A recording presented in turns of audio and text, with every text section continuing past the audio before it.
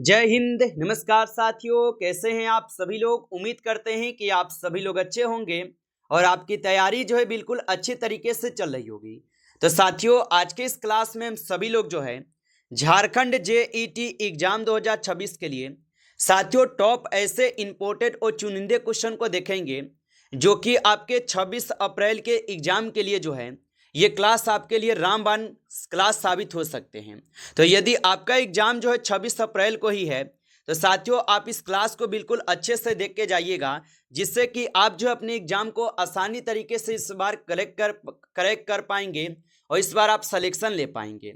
तो चलिए क्लास को हम स्टार्ट करते हैं। उनसे पहले यदि आप इस चैनल पे पहली बार जुड़े हैं तो आप इस चैनल को सब्सक्राइब कर लीजिए और सब्सक्राइब करके ऑल नोटिफिकेशन को ऑल पे दबा के जुड़ जाइए, जिससे कि जब भी कोई नई क्लास हो सबसे पहले क्लास का नोटिफिकेशन जो है आपके पास पहुंच सके। तो आप इस चैनल को सब्सक्राइब कर लीजिए, साथ ही साथ आप जो है इस क्लास को भी लाइक जरूर कर लीजिएगा। तो चलिए क्लास को स्टार्ट करते हैं और देखिएगा क्वेश्चन कैसा पूछा गया है।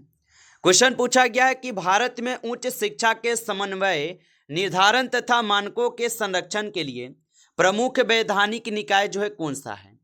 चलिए लगाइएगा आंसर। ये सभी क्वेश्चन काफी इंपोर्टेंट और चुनिंदे क्वेश्चन हैं जो आपके एग्जाम में 100% ये सभी क्वेश्चन आपको देखने को मिलेगा। और भारत में उच्च शिक्षा के समन्वय, निर्धारण तथा मानकों के संरक्षण के लिए प्रमुख वैधानिक निकाय कौन सा है। तो याद रख लीजिएगा, यहाँ पे विश्वविद्यालय अनुदान आयोग है। ऑप्शन ए यहाँ पे इस क्वेश्चन का सही जवाब है। अगला क्वेश्चन देखेंगे कि राष्ट्रीय शिक्षा नीति 2020 के अनुसार उच्च शिक्षा क्षेत्र के लिए प्रस्तावित शीर्ष नियामक निकाय कौन सा है। तो राष्ट्रीय शिक्षा नीति 2020 के अनुसार उच्च शिक्षा क्षेत्र के लिए प्रस्तावित शीर्ष नियामक निकाय कौन सा है। तो याद रख लेंगे, भारतीय उच्च शिक्षा आयोग हो जाएगा। ऑप्शन यहाँ पे 20 क्वेश्चन का सही जवाब है। आगे देखिए, अगला क्वेश्चन पूछा है कि राष्ट्रीय संस्थागत रैंकिंग फ्रेमवर्क का प्रमुख उद्देश्य क्या है। तो राष्ट्रीय संस्थागत रैंकिंग फ्रेमवर्क का प्रमुख उद्देश्य क्या हो जाएंगे। तो इनका उद्देश्य हो जाएंगे उच्च शिक्षा संस्थानों की रैंकिंग करना। ऑप्शन आपका सी जो यहाँ पे सही जवाब है। आगे देखिए, अगला क्वेश्चन है कि अकादमिक क्रेडिट बैंक का मुख्य कार्य क्या है। तो अकादमिक क्रेडिट बैंक का मुख्य कार्य क्या होगा। तो इनका मुख्य कार्य हो जाएगा छात्रों के शैक्षणिक क्रेडिट का डिजिटल भंडारण और हस्तांतरण। ऑप्शन यहाँ पे जो है डी इस क्वेश्चन का सही जवाब है। आगे देखिए, अगला क्वेश्चन पूछा है कि विश्वविद्यालय अनुदान आयोग की स्थापना किस अधिनियम के अंतर्गत जो है की गई थी। तो विश्वविद्यालय अनुदान आयोग की स्थापना किस अधिनियम के अंतर्गत की गई थी। तो ये किए गए थे विश्वविद्यालय अनुदान आयोग अधिनियम 1956 के द्वारा। ऑप्शन ए यहाँ पे सही जवाब है। अगला क्वेश्चन देखेंगे। क्वेश्चन है कि उच्च शिक्षा में तकनीकी शिक्षा के नियमन के लिए प्रमुख निकाय कौन सा है। चलिए बताएंगे आप। तो उच्च शिक्षा में तकनीकी शिक्षा के नियमन के लिए प्रमुख निकाय कौन सा है। तो याद रख लीजिएगा, यहाँ पे हो जाएंगे कौन से।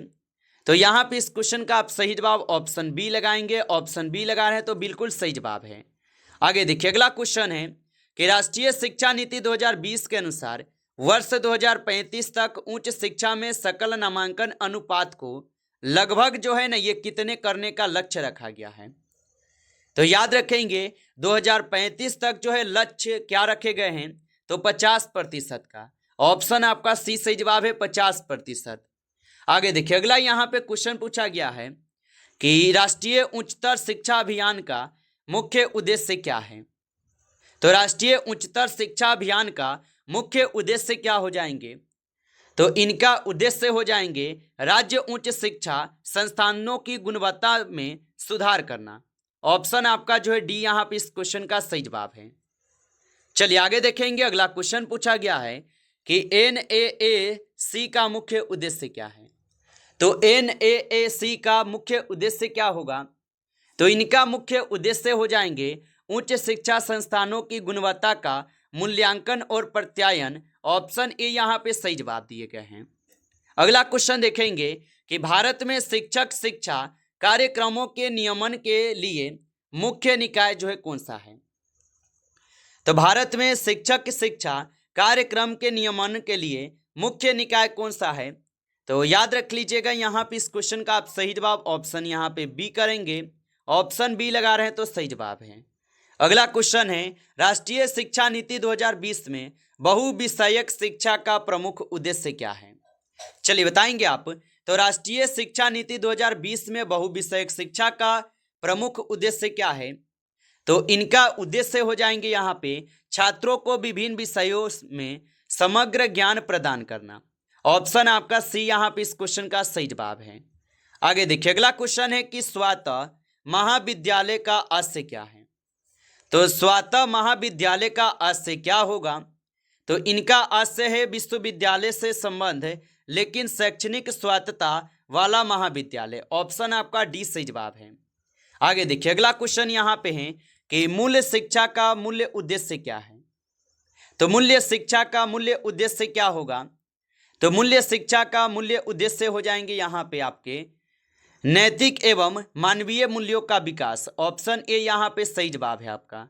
चलिए आगे देखेंगे, अगला क्वेश्चन है, भारत में केंद्रीय विश्वविद्यालय की स्थापना सामान्यतः किसके द्वारा की जाती है? तो भारत में केंद्रीय विश्वविद्यालय की स्थापना सामान्यतः किसके द्वारा की जाती है? तो याद रख लेंगे, ये की जाती है संसद के अधिनियम द्वारा। ऑप्शन यहाँ पे आपका बी यहाँ पे इस क्वेश्चन का सही जवाब है। चलिए आगे देखेंगे, अगला क्वेश्चन पूछा गया है कि बाहर से आने वाले संकाय की अवधारणा मुख्यतः किससे संबंधित है? चलिए बताएंगे कि बाहर से आने वाले संकाय की अवधारणा मुख्यतः किससे संबंधित है? तो ये संबंधित है आपके विदेशी विशेषज्ञों द्वारा अल्पकालीन शिक्षण से। ऑप्शन यहाँ पे आपका सी सही जवाब है। अगला क्वेश्चन देखेंगे, राष्ट्रीय शिक्षा नीति 2020 के अनुसार उच्च शिक्षा संस्थानों को कितने प्रमुख प्रकार में यहाँ पे पुनर्गठित करने का प्रस्ताव है? चलिए बताइए। और आप अभी तक इस क्लास को लाइक नहीं किए होंगे तो आप इस क्लास को एक बार लाइक कर लेंगे। नए जुड़े हैं आप इस चैनल पे तो आप इस चैनल को भी सब्सक्राइब करके ऑल नोटिफिकेशन को ऑल पे दबा के जुड़ जाइए, जिससे कि जब भी कोई नई क्लास हो सबसे पहले क्लास का नोटिफिकेशन आपके पास पहुंच सके। तो आप इस चैनल को सब्सक्राइब जरूर कर लीजिएगा और बताइएगा कि राष्ट्रीय शिक्षा नीति 2020 के अनुसार उच्च शिक्षा संस्थानों को कितने प्रमुख प्रकारों में पुनर्गठित करने का प्रस्ताव है? तो आप याद रख लेंगे, इनको 3 में करने का प्रस्ताव है। ऑप्शन बी सही जवाब है। अगला क्वेश्चन है कि परिणाम आधारित शिक्षा का मुख्य उद्देश्य क्या है? तो परिणाम आधारित शिक्षा का मुख्य उद्देश्य होगा, इनका उद्देश्य होता है सीखने के परिणामों पर आधारित शिक्षा प्रणाली विकसित करना। ऑप्शन ए यहाँ पे इस क्वेश्चन का सही जवाब है। चलिए आगे देखेंगे, अगला क्वेश्चन पूछा, राष्ट्रीय अनुसंधान फाउंडेशन का यहाँ पे उद्देश्य क्या है? तो राष्ट्रीय अनुसंधान फाउंडेशन का उद्देश्य क्या हो जाएगा? तो इनका उद्देश्य हो जाएंगे देश में अनुसंधान संस्कृति को प्रोत्साहित करना। ऑप्शन यहाँ पे 20 क्वेश्चन का सही जवाब है। चलिए आगे देखेंगे, अगला क्वेश्चन पूछा गया है कि क्रेडिट ट्रांसफर प्रणाली का मुख्य उद्देश्य क्या है? चलिए बताएंगे आप। तो क्रेडिट ट्रांसफर प्रणाली का मुख्य उद्देश्य होगा, ये आपके हो जाएंगे विभिन्न संस्थागतों के बीच शैक्षणिक क्रेडिट का हस्तांतरण। ऑप्शन यहाँ पे सी आपका सही जवाब है। चलिए आगे देखेंगे, अगला क्वेश्चन है, उच्च शिक्षा संस्थानों में शासन का मुख्य उद्देश्य क्या है? चलिए बताएंगे आप। तो उच्च शिक्षा संस्थानों में शासन का मुख्य उद्देश्य क्या होगा? तो उच्च शिक्षा संस्थानों में शासन का मुख्य उद्देश्य हो जाएगा, इनका उद्देश्य हो जाएंगे आपके क्या? तो आप बताएंगे संस्थान के प्रभावी प्रबंधन, पारदर्शित और उत्तरदायित्व को सुनिश्चित करना। ऑप्शन यहाँ पे डी इस क्वेश्चन का सही जवाब है। आगे देखिए, अगला क्वेश्चन पूछा है, सतत विकास की सर्वाधिक स्वीकृति परिभाषा ये किस रिपोर्ट में दी गई है? तो सतत विकास की सर्वाधिक स्वीकृति परिभाषा किस रिपोर्ट में दी गई है? तो ये दिए गए हैं आपके किस में? तो वुडलैंड रिपोर्ट में। ऑप्शन ए यहाँ पे सही जवाब है। आगे देखिए, अगला क्वेश्चन है, मानव विकास सूचकांक का विकास किस संस्था द्वारा दिया गया था? तो मानव विकास सूचकांक का विकास किस संस्था द्वारा दिया गया था? तो याद रख लेंगे, यह दिए गए थे किसके द्वारा? तो संयुक्त राष्ट्र विकास कार्यक्रम के द्वारा। ऑप्शन आपका बी जो यहाँ पे सही जवाब है। आगे देखिए अगला क्वेश्चन पूछा है कि पर्यावरणीय कुंज नेट्स वक्र किस संबंध को दर्शाता है। तो पर्यावरणीय कुंज नेट्स वक्र किस संबंध को दर्शाता है। तो ये आर्थिक विकास और पर्यावरणीय क्षरण को दर्शाते हैं। ऑप्शन सी सही जवाब है। अगला क्वेश्चन दिया गया है कि ट्रेजेडी ऑफ द कॉमन्स की अवधारणा किससे संबंधित है। तो ट्रेजेडी ऑफ द कॉमन्स की अवधारणा किससे संबंधित है। तो साझा संसाधनों के अत्यधिक दोहन से है। ऑप्शन आपका डी सही जवाब है। अगला क्वेश्चन यहाँ पे है कि पारिस्थितिक पद चिन्ह का प्रयोग जो है ना ये किसके मापन के लिए किया जाता है। तो पारिस्थितिक पद चिन्ह का प्रयोग किसके मापन के लिए किया जाता है। तो ये किए जाते हैं आपके मानव द्वारा प्राकृतिक पर डाले गए संसाधन दबाव द्वारा। ऑप्शन ए यहाँ पे जो है इस क्वेश्चन का सही जवाब है। चलिए आगे देखेंगे। अगला क्वेश्चन है कि कार्बन क्रेडिट की अवधारणा किस अंतर्राष्ट्रीय समझौते से जुड़ी है। तो कार्बन क्रेडिट की अवधारणा किस अंतर्राष्ट्रीय संरक्षण से जुड़ी है। तो ये जुड़े हुए हैं किससे। तो याद रख लीजिएगा क्योटो प्रोटोकॉल से। ऑप्शन यहाँ पे बी सही जवाब है, क्योटो प्रोटोकॉल से होगा। आगे देखिए अगला क्वेश्चन है कि ब्लू वाटर और ग्रीन वाटर की अवधारणाएं किस संशोधन से संबंधित हैं। तो ब्लू वाटर और ग्रीन वाटर की अवधारणाएं किस संशोधन से संबंधित होगा। तो ये हो जाएंगे जल संसाधन से। ऑप्शन आपका सी सही जवाब है, जल संसाधन से। आगे देखिए अगला यहाँ पे क्वेश्चन है कि बायोमैग्निफिकेशन का अर्थ है। चलिए बताइए तो बायोमैग्निफिकेशन का अर्थ क्या होगा।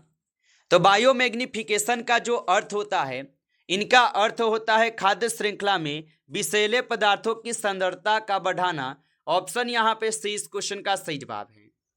चलिए आगे देखेंगे। अगला क्वेश्चन क्या दिया गया कि इकोसिस्टम सेवाएं की अवधारणाएं जो ये किससे संबंधित हैं।